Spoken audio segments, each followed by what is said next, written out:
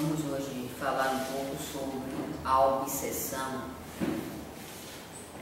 flagelo da humanidade, né? Nossa, e todos nós fazemos parte dessa humanidade e, infelizmente, a obsessão, ela, por não trazer, ou melhor, pelas suas características, muitas das vezes, serem física, ela muitos descredibiliza, principalmente os que se dizem espírita. Na verdade, a obsessão, ela tem diversos caracteres. E, claro, ela não atinge, como muitos acham, né, que a obsessão ela só atinge ao ignorante e ao pobre. Na verdade, a obsessão ela atinge o homem em si, porque ele é espírito. E sendo ele espírito, a vinculação que ele tem com os seus declínios, né, levam a sintonizar com espíritos que largaram o corpo e são homens e mulheres, né, vivendo de forma invisível. Então, há quem diga que a obsessão ela está extinguiu-se da sociedade. Mero engano, porque o quadro de obsessão nós observamos no físico e no moral, entre a classe econômica, também social, política. Está aí o quadro de muitos processos obsessivos. Na questão moral, ela incide no comportamento vicioso, desregrado, fora de controle. Na questão física, são as doenças incuráveis, não detectadas pelo meio físico. Na questão econômica, onde o homem vê o seu estado em que ele vive economicamente, vendo se desfazer tudo o que ele tem de forma que ele não sabe como está acontecendo. A obsessão, para o homem instruído, ela não demonstra de forma ostensiva como nós achamos. Ela está mais vinculada nas suas ideias, nas suas ideias extravagantes, sem nenhuma lógica, sem nenhum sentido. Há quem diga que a obsessão só atinge, os espíritos só atingem, porque o que é obsessão? É a influência tenaz de um espírito inferior, jamais realizada por um espírito superior. Quem sempre obsidia o homem é um espírito igual a ele, inferior. A obsessão, ela pode ser vista como relacionada ao passado e também ao presente.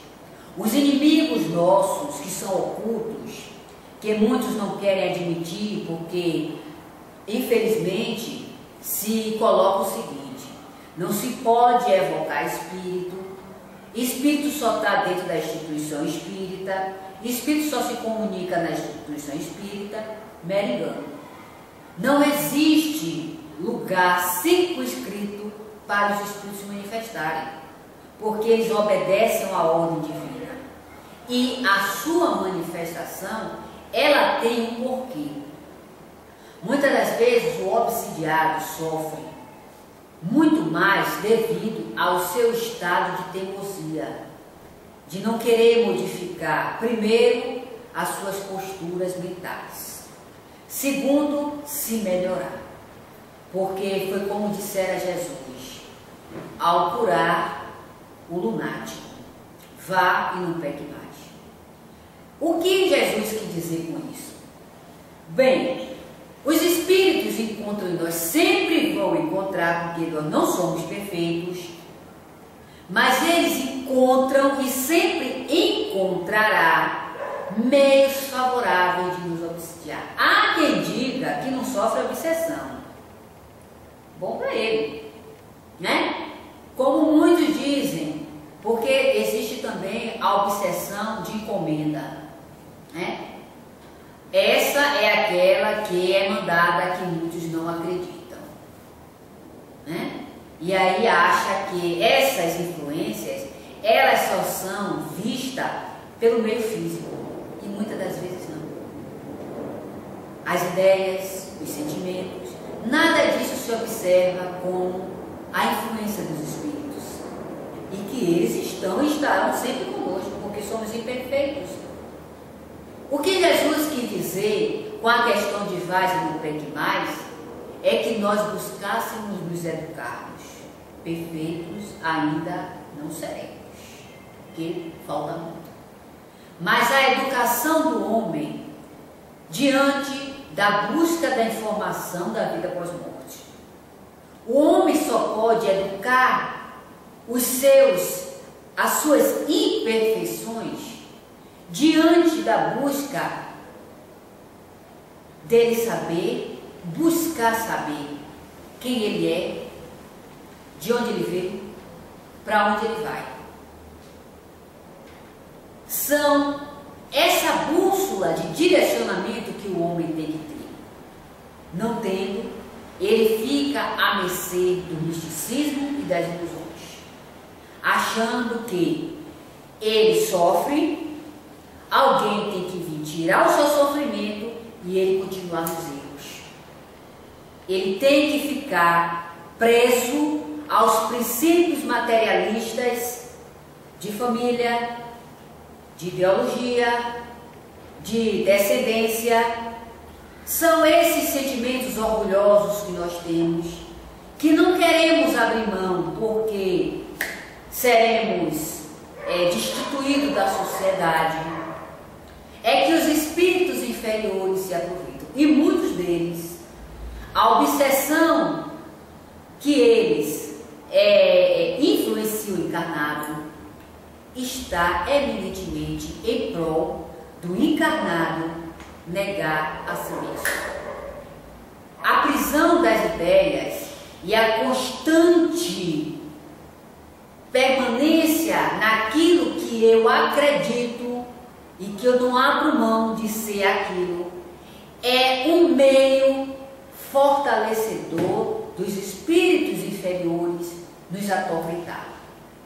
Muitas das vezes, a questão do encarnado se equilibrar está nele mesmo. Nele mesmo. Porque primeiro que ele tem que mudar a sua forma de pensar, a sua forma de ver as coisas, e se vincular com os princípios espirituais.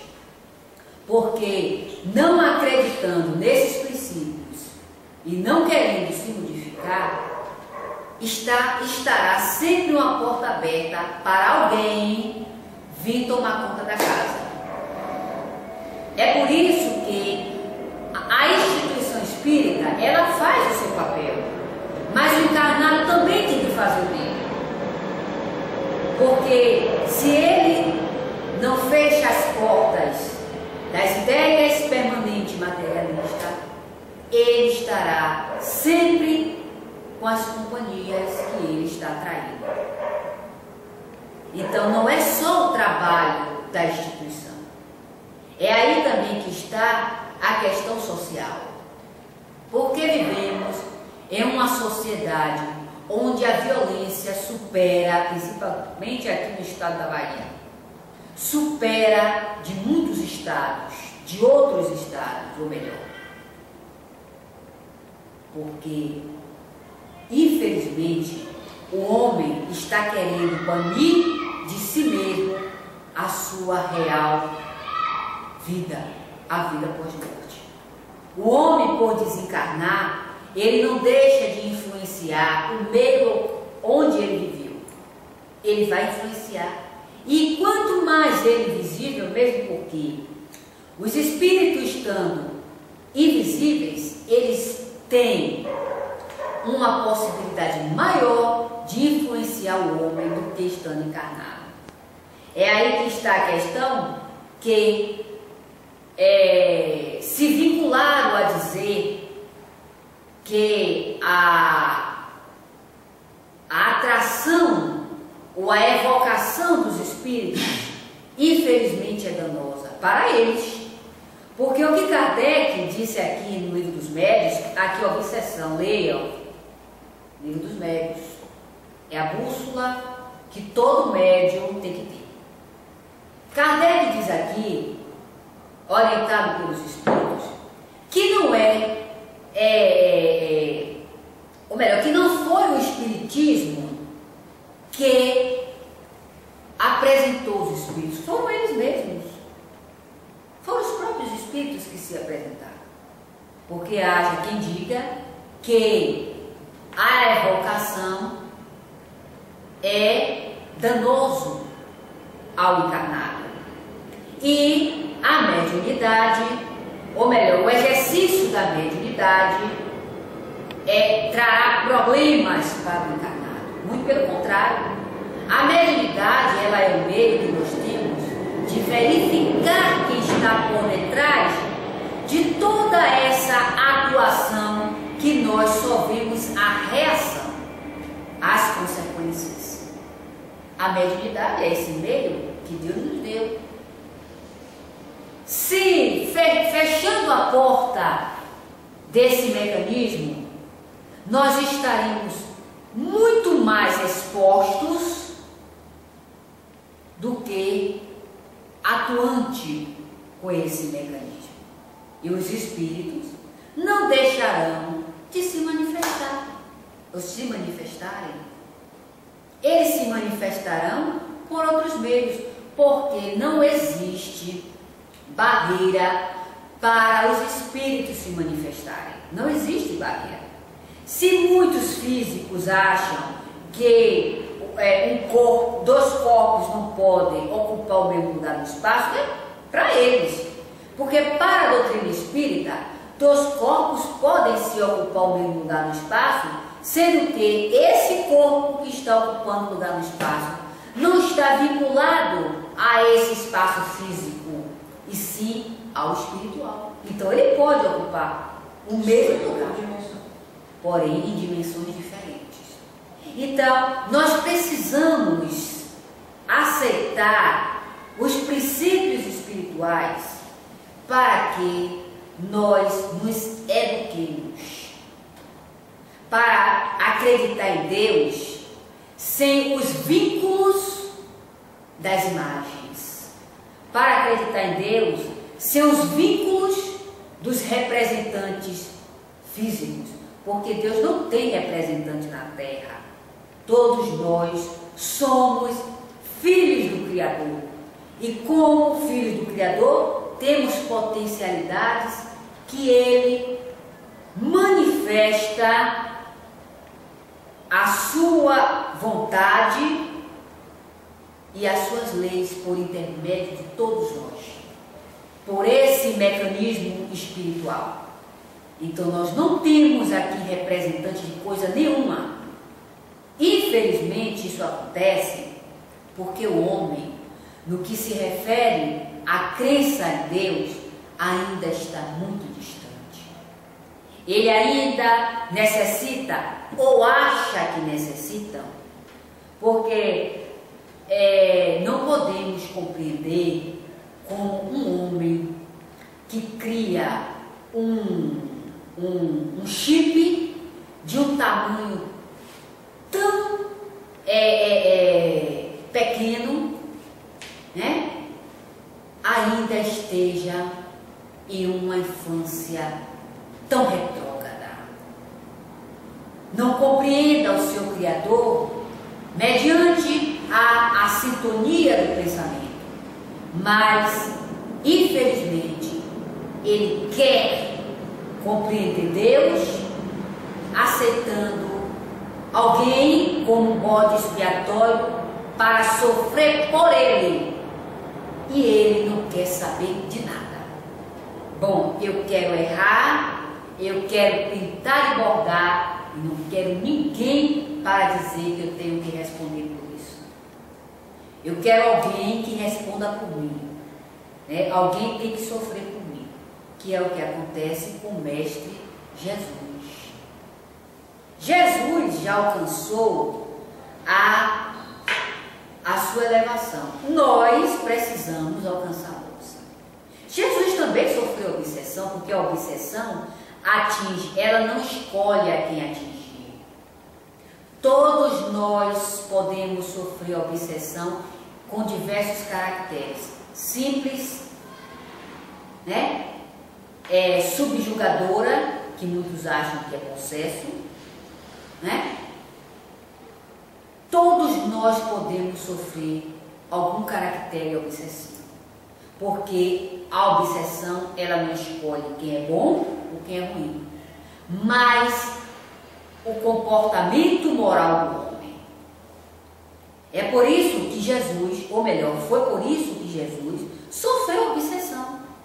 Ele era ruim? Não, era um homem bom, porque o globo inferior ao qual ele estava permitia essa manifestação de espíritos inferiores que o tentava diante dos seus princípios espirituais.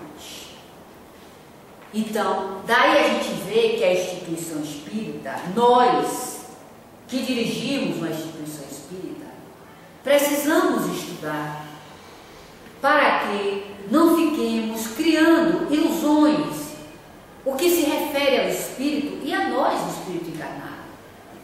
Nós não sofremos obsessão? Quem disse? Quem disse isso?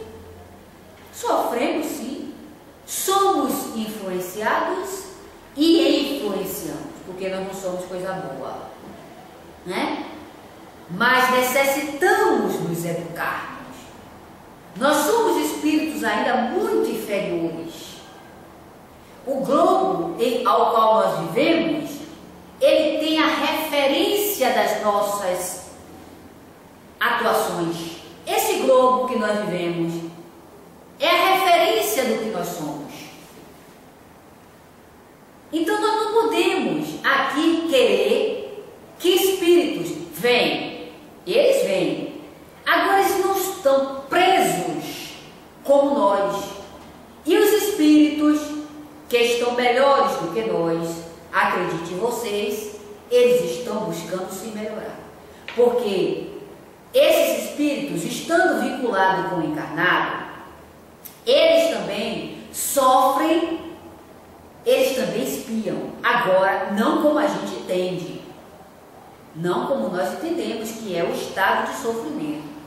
Muitos desses espíritos que estão ligados a nós, como os nossos entes queridos, os nossos anjos guardiões, eles não estão chumbados, vamos dizer assim, um termo, né, para que entendemos, mas eles estão ligados a nós, mas dependendo da nossa teimosia, da nossa persistência no mal, eles acabam evoluindo tal, ou melhor, se esclarecendo tal, que deixam a missão a outro espírito que está mais ou menos ligado a esse grupo. É por isso que nós não podemos nos enganar no que se refere aos espíritos esclarecidos, porque eles não estão parados como nós. É como muitos acham, muitos médios acham, que quando saem da casa, os espíritos esclarecidos têm que ir atrás dele, porque ele é burro, ele é ignorante, ele é estúpido, e ele acha que o espírito tem que ficar vinculado a ele. Mero engano. Quanto mais o Espírito trabalha, mais ele no bem, mais ele adquire novas oportunidades de crescimento. E para ele, isso foi uma felicidade. É uma felicidade. Porque o homem esclarecido, ele começa a se desvencilhar do sofrimento. Então ele não vai ficar preso ao encarnado que não quer nada. Ele vai dirigir. Isso está nos livros da codificação, viu? Na questão de missão dos espíritos. Está aqui. Onde eles galgam novas missões, menos sofrida, e deixa o encarnado aí. Não desamparado, mas com espírito compatível, né? Com essa energia. É isso que nós temos que aprender. Porque cabe a nós nos esforçarmos para melhor condição termos e sofrermos menos. Porque quanto mais nós erramos diante da lei divina, mais agrega-se em nós, perispiritualmente, anomalias. E essas anomalias, muitas das vezes, elas não são apresentadas no físico, mas ela está perispiritualmente. É como Kardec disse: para problemas morais, soluções morais. É aí que entra. Os problemas morais, eles só podem ser tratados diante da melhora do encarnado. Ele vem, faz desobsessão, mas se ele não busca mudar a sua ideia, ele vai ficar obsidiado sempre. Não vai ter espírito que tire a obsessão do campo dele. Porque é ele que quer essas companhias. Ele é como os espíritos dizem, ele pede socorro, mas intimamente ele alimenta energias, sentimentos e ideias que favorecem esse mesmo irmão doente que está no seu campo. Então não tem para onde correr. Ele primeiro ele tem que se educar. Ele tem que buscar em si, que todos nós temos, o pensamento de querer se melhorar. Então, a obsessão, ela para muitos de nós, é uma educação. Porque o homem com a dor, ele se vende. Enquanto ele não está sofrendo, ele está sendo como é que se diz, o desafiador, enquanto ele não sofre. Mas quando a dor começa a mostrar a ele o que ele realmente está sendo, ele tem que se educar. Ou ele se educa, ou ele sofre mais ainda. Que é também a questão dos espíritos, quando são tenazes na sua vingança.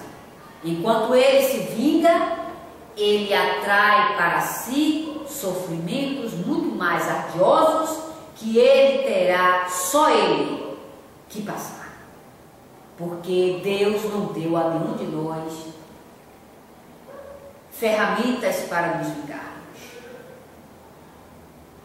A partir do momento que o homem, espírito, busca a vingança, ele está criando para ele sofrimento muito mais árduo do que o que ele se livraria se com perdão. É por isso que nós não somos nem inocente nem culpado, porque cada um de nós fazemos uns aos outros. Todos nós somos o culpado, todos nós também somos inocentes, dependendo das consequências, ou melhor, das circunstâncias. É por isso que nós nos devemos uns aos outros, porque todos nós erramos, todos nós fazemos o mal, todos nós praticamos o mal. E era o que Carlos Bernardo muito bem fazia quando ele ia conversar. Ele mesmo, nas suas palestras, orienta. quando ele ia conversar com o espírito, que o espírito sempre relatava que fulano fez, que Beltrano fez, que ele era assim, que ele era assado. E aí Carlos Bernardo dizia a ele: e você não fez? Você acha que você foi inocente? Você passou por tudo isso porque você não contribuiu? E aí o espírito, quando não era orgulhoso e cínico, porque temos, né, espírito de toda a natureza, ele começava a despertar que ele não estava passando por aquilo, ou passou porque ele foi inocente. Ele também contribuiu. É aquela questão, quando nós estamos no auge, né, das posições sociais, que nós influenciamos um nas seitas, né, outro nas ideias materialistas, e aí nós fazemos as nossas conversinhas para que o outro permaneça, para nos possibilitar meios. E aí você vai às reencarnações. Ah, mas eu não tive culpa, não contribuiu? Façamos uma retrospectiva em nós. Avaliemos as circunstâncias para ver se nós não contribuímos. Ele fez e nós contribuímos nas ideias, nos sentimentos, nos incentivar. Ah, mas isso eu não tive nada com isso. Ah, não teve não. Se prepare, que de alguma forma você vai ter que vir corrigir. Então é daí que o Espiritismo leva-nos a observarmos os campos de trabalho que nós temos, que dependem das nossas forças, das nossas atuações, e que a lei não deixará por menos, né? Não adianta a gente se retrair e cruzar os braços, não querer, que a gente vai ou por um meio ou por outro, mas a lei incide, porque nós contribuímos. É por isso que quando a gente vem com um trabalho desse, ou faz um trabalho desse, primeiro que nós temos que estudar. Segundo, que temos que ter a consciência de que nós nos devemos aos outros, né? Eu posso não ter ido para lá, mas eu incentivei, eu incentivei, eu fortaleci. E aí Deus, como não deixa ninguém escapar, né, dos seus compromissos, vai todo mundo junto. E quem sai, como muitos se foram, não vão deixar de passar, de responder pelos seus atos. Não vão deixar. De alguma forma, a lei decidirá. É por isso que a questão da mediunidade, ela é um mecanismo sério. Porque não é saindo da instituição que a mediunidade deixará de manifestar as suas consequências, que manifestam, né? Médiuns de grande potencial que não quer nada na vida. Aí é nisso que nós trazemos para a questão da pesquisa. A mediunidade, quando nós estamos com o corpo fortalecido, vitalizado, os processos obsessivos, eles tendem mais, ou melhor, o organismo se recupera dessas energias com um efeito maior. Quando o corpo está com a sua vitalidade intensa.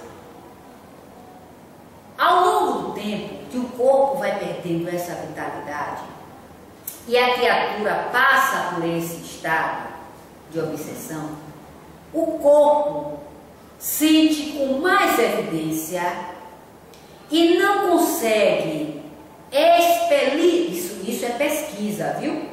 Isso aqui não é balela não. O corpo não consegue expelir com uma intensidade maior que o corpo vitalizado consegue quando nós estamos envelhecendo.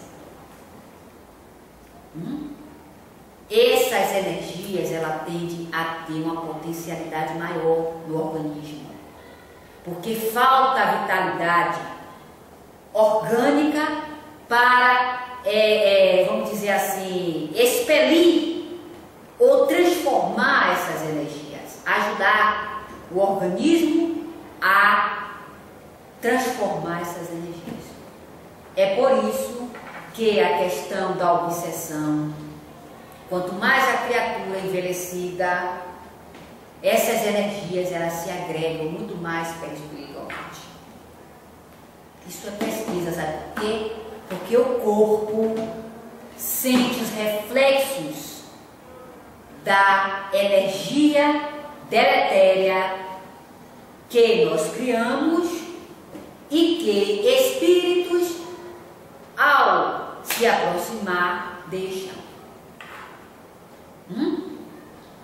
Então, olha aí, um trabalho eminentemente científico dos espíritos que vem nos esclarecer.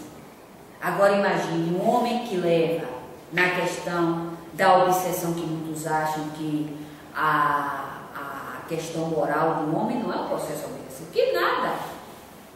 Não, é um processo auto-obsessivo e obsessivo. Porque ali existe duas criaturas sintonizadas na mesma faixa. Seja lá de que vício ele tenha, mas está. É o doente com o outro doente.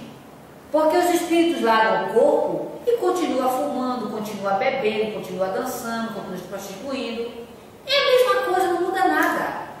O que muda é que ele está fora do corpo, mas ele continua sendo a mesma criatura.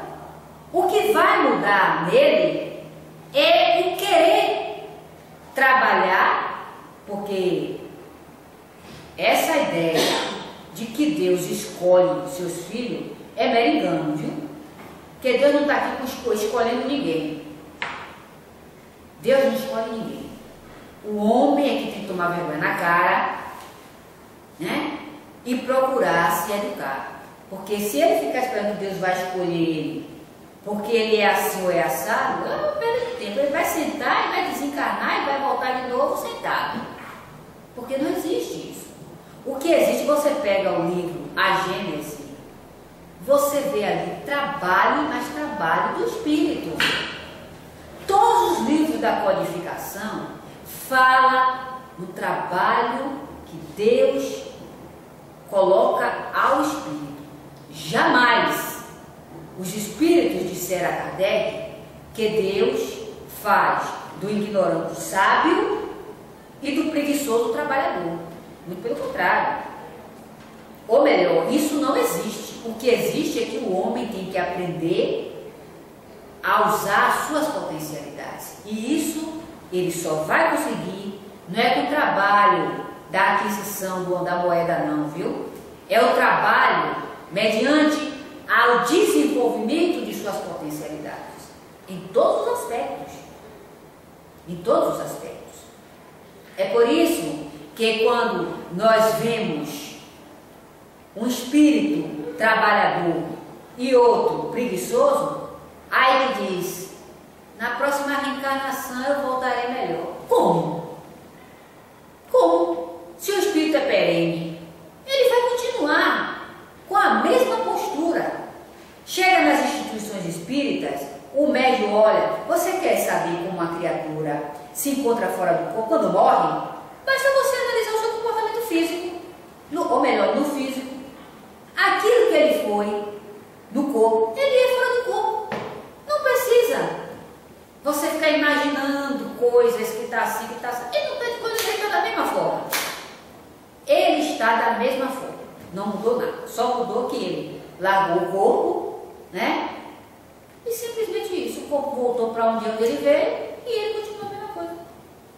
Então, não muda. O espírito só muda mediante o seu trabalho de conquista, de interesse, de crença em si mesmo e na lei que estabelece o princípio da vida, que não é só morrer. O homem não morre. O corpo morre, o homem não. O espírito não morre. Né? Então eu nem vou morrer e nem vou nascer.